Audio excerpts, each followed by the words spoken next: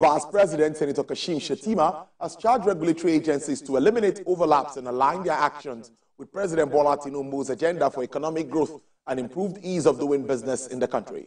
The Vice President reassures President Bola Tinubu's administration's commitment to streamline the regulatory environment in the country. This, he said, is crucial in driving the coordination, transparency, and global competitiveness required for the nation's economic transformation.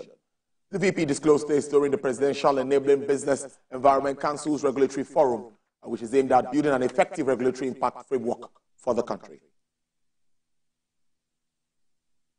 The work of PEVEC, particularly through initiatives like the Regulatory Reform Accelerator, has been pivotal in reducing the obstacles faced by businesses.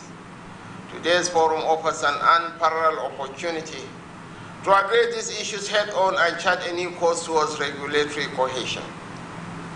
This is not merely an event.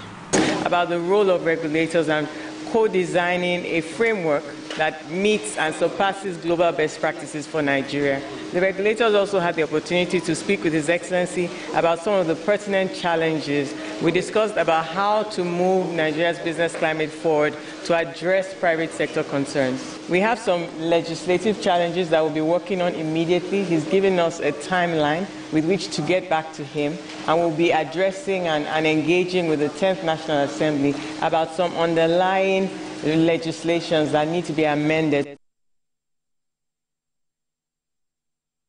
Away from that, the Franco-Nigeria Chamber of Commerce and Industry has expressed optimism that the commencement of lifting of petrol by the Nigerian National Petroleum Company Limited from the Dangote Refinery will help reduce cost of business operations across the country.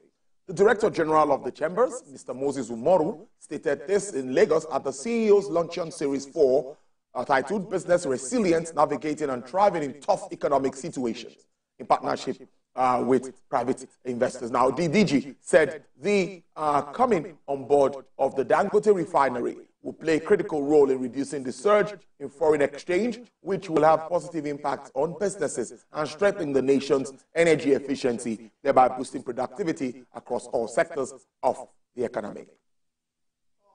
Received news about the Dangote Refinery bringing the fuel.